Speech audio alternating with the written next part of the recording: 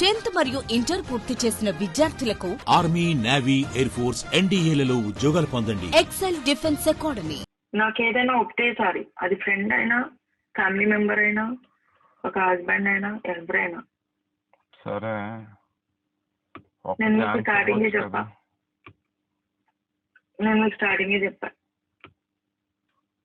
నేను ఏమో మీరు ఎంతమందితో మాట్లాడారో ఏమో నాకు తెలియదు. నాకు వద్దు. పర్ఫెక్ట్ అంటే పర్ఫెక్ట్ గానే ఉండాలి. అది ఎవరైనా కూడా ఒక్కసారి నా దగ్గర తేడా వస్తే నేను మళ్ళీ వెనక్కి తిరిగి చూడలేదు, ఇప్పటి వరకు చూడను కూడా. అలా ఫ్రెండ్స్ ని ఇద్దరు ముగ్గురిని ఇప్పుడు వరకు దూరం పెట్టా. వాళ్ళని ఇప్పటి వరకు వాళ్ళని పలకరించిన కూడా పలకరించి. లక్కీ మొన్న కూడా నాకు ఫోన్ చేసింది. నేను మాట్లాడిన ఇంకంతే, అయిపోయింది. ఒకసారి అంతే, ఒక్కసారి దాంతో ఒక్కసారి నిలబెట్టుకున్నట్టు. ఆ ఒక్కసారి నిలబెట్టుకున్నాడు. ఎన్నిసార్లు ఛాన్స్ ఇచ్చి నిలబెట్టుకోడు, వెనకాల మళ్ళీ బోతులు తీస్తాడని అర్థం. సరే, నువ్వు అనేది రైటే కానీ నా బుద్ధి తక్కువైపోయి వద్దు. ఏం మొన్న నిన్న ఎందుకు నేను ఫోన్ చేశాను మాట్లాడదామని.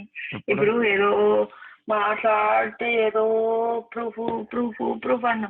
మా వాళ్ళకు కూడా తెలుసు, అయ్యో ఏం లేకుండా ఏముందని మాట్లాడతారు, దేనికి మాట్లాడతారు. మా డాడీ ఎలా పెళ్లి చేశారో, ఎక్కడి నుంచి తీసుకొచ్చి చేశారో, ఆయనకి ఇంకా అప్ ఎంత మొత్తం అకౌంట్ లిస్ట్ లో మొత్తం చూపిస్తారు మా డాడీ.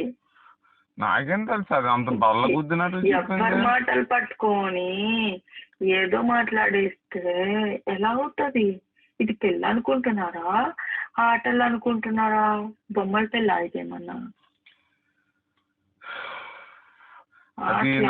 అది నాకు అంత కంపు చేసేసావు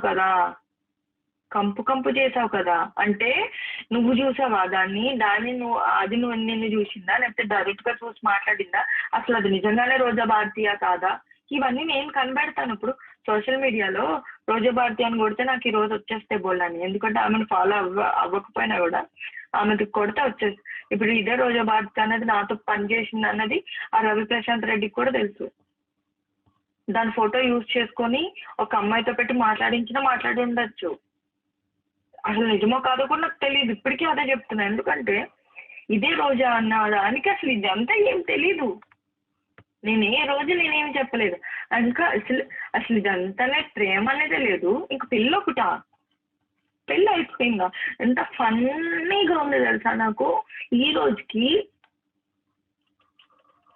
ఈ తాల్బొట్ ఏదైతే ఉందో మీకు కట్టింది, దాన్ని చూస్తుంటే బడబడ నీళ్ళు కారిపోతాయి నా కళ్ళలో. పెళ్లి వాల్యూ తెలిసిందాన్ని, ఎథిక్స్ తెలిసిందాన్ని, ప్రేమ వాల్యూ కుటుంబం వాల్యూ తెలిసిందాన్ని. ఎక్కడెక్కడో చంపలంట, ఎక్కడంట పెళ్లి చేసుకునే రకాన్ని కాదు. పెళ్లి చేసుకునే నువ్వే అడిగితే కూడా వెళ్ళిపోయి రిజిస్టర్ మ్యారేజ్ చేసుకుందామా అంటే ఎందుకు అంత కంగారు?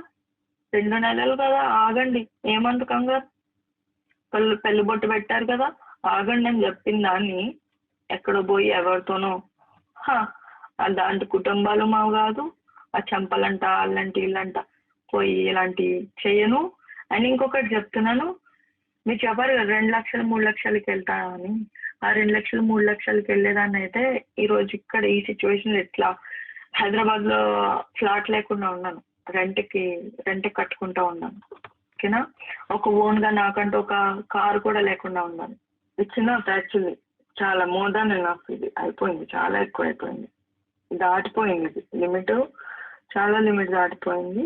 అండ్ ఇప్పుడు నా పేరెంట్స్ కూడా ఇంకా ఛాన్స్ లేదు, వాళ్ళు నమ్మే ఛాన్స్ లేదు, వాళ్ళు మీతో ఇచ్చి పంపించే ఛాన్స్ లేదు, నేను వచ్చే ఛాన్స్ అస్సలు లేదు. నాకు ఇలాంటి మొగుడు వద్దు, ఇలాంటి మనిషి నా లైఫ్ లో వద్దు. ఫ్రెండ్ గా ఉంటేనే ఇలాంటి వాళ్ళని నేను ఇలా వెనక్కి తిరిగి చూడకుండా వెళ్ళిపోతానే. అలాంటిది ఒక మొగుడు అంటే అలాంటి పరిస్థితిలో జీవితాంతం ఎట్లా మోస్తాను అనుకున్నారు. ఇప్పుడు ఏదైతే నా మీద వేసారో అవన్నీ డెఫినెట్ గా రావు. కానీ అదే అల్లని తీసుకొని వచ్చి మొత్తం అందరి ముందు నేను చెప్పించగలను. ఒకవేళ నేను చెప్తున్నాను కదా, ఆమెకి ఇవన్నీ తెలీదు. పాపం అసలు ఆమెకి ఇవన్నీ తెలియదు. నేను ఏ రోజు చెప్పలేదు, నేను షేర్ చేసుకోను. ఎవరో పోయి ఇలా ఒక సైకో ఉన్నాడు, ఒక సైకో నా వెనకాల ఇలా తిరిగాడు, పెళ్లి ప్రేమ అన్న మాట కూడా రోజాకు నేను చెప్పుకోలేదు ఏ రోజు. అలాంటిది ఆమె చెప్పిందంటే అది నేను నమ్మలేకపోతున్నాను. ఒకవేళ ఆమె నిజమైతే దాన్ని లాక్కొని వచ్చి అది చెప్పాల్సిందే, ప్రూవ్ చేయాల్సిందే.